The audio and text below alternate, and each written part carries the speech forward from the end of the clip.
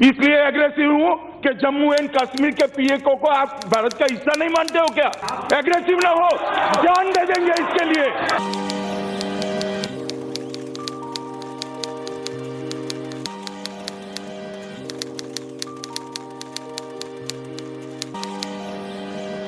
मुझे लग रहा है ये बहुत ही ज़्यादा गैर संवैधानिक है और इसमें जो पूरा का पूरा काम किया गया है ये हमारे पूरे कॉन्स्टिट्यूशन को ख़त्म कर देना, मतलब पूरी जो हमारे देश की जो पूरी की पूरी स्ट्रक्चर है उसको ख़त्म कर देना, जिसमें फेडरल स्ट्रक्चर जो हमारे देश का रहा है हमेशा, जिसके अंदर हम लोगों ने एक स्टेट माना गया था कश्मीर को, उसको तहस नहस कर दिया। अगर इसी ढंग से ये ताकतें काम करती रही तो हमारे देश की बाकी भी स्टेट्स के ऊपर बहुत बड़ा खतरा हो सकता है जो गैर बीजेपी शासित स्टेट्स है। बहुत ही गलत और काबिल मुजम्मत, और खास करके मैं उन लोगों को जो अपने आप को कहते हैं कि मैं मोदी समर्थक हूँ, मैं सरकार का हामी हूँ, उसके बावजूद अगर वो इस तरह की टिप्पणी करते हैं कि धारा 370 हटने का ये कतई मतलब नहीं है कि भारत के तमाम लोग कश्मीर में जाकर जमीन खरीदेंगे या कश्मीर में जाकर वो शादी करेंगे, कतई ये मतलब नहीं है। ये सिर्फ और सिर्फ कश्मीरियों के लिए है, कश्मीरियों को मुख्य धारा में जोड़ने का मकसद है, इसका और कोई दूसरा मकसद नहीं है। 370 हटने के बाद पूरी दुनिया में मुल्क बदनाम हुआ है, हिंदुस्तान में अफरा तफरी का माहौल पैदा हुआ है, कश्मीरियों की कमर तोड़ दी गई है और इससे पता चलता है जो कमेंट्स आ रहे हैं यूट्यूब के ऊपर, वो बताते हैं कि क्या मानसिकता पैदा हुई है 370।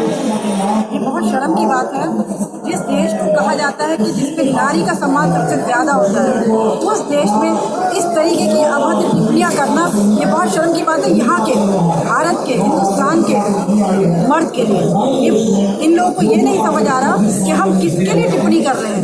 कश्मीर तो हमारा हिस्सा है ही, पहले भी था, आज भी है। तो किस तरीके से हम इस नारी को यदि हम सम्मान नहीं दे रहे तो आगे हमारा क्या होगा? आप ये सोचिए कि मैं भी पढ़ रही हूँ फेसबुक पे भी, सोशल मीडिया पे भी, कि अब तो शादी होगी, लड़कियां हैं, ये क्या तरीका है? मैं तो इस चीज़ के बहुत खिलाफ हूँ। जो लड़कियों पे कमेंट कर रहे हैं गोरी लड़कियों से शादी करेंगे, फिर तो ये बात है कश्मीरी गोरी लड़कियां उनसे शादी करेंगे। यहाँ के लोग की सोच और कुछ भी नहीं है बस। और जो कुआरे हैं उनकी शादी वही करा देंगे, कोई दिक्कत नहीं। अपनी सोच को बदलिए, उनको एक्चुअली ना कश्मीर की लैंड है, उनको तो हम कश्मीर चाहिए नहीं, ना तो कश्मीर लोग चाहिए, बस इतना कहना चाहेंगे अपनी सोच को बदलिए। Come from a reputed BJP MLA that shows for what purpose they have done this, what was their purpose and for what they have done this, and they are like seeing it their victories that we can now marry Kashmiri girls. How can they say that 35A that was a misogynistic law? But what is this? What we are seeing? What is this? What name the Indian government, the Indian people will give it? And it's not just the one person who is saying this. It is like it's the majority of the Indian people who are saying this. Like see the trolls on the social media, what we are going through, they are harassing us mentally, like anything. They can go to any extent because we are Kashmiris, and also I can say that we are Muslims, that's why. I don't know whether where my family is for last 1 week. I have not contacted them. How can I contact? There's no internet, no telephone, no landlines, nothing is working in Kashmir. Oh, do you believe this? They are the people who are telling us nothing to worry, nothing will happen, you just don't panic. They are the same people who are now telling us we have set up these helplines. Can we again believe them? Are we that fools that we can again believe the administration? And I'll tell you one incident.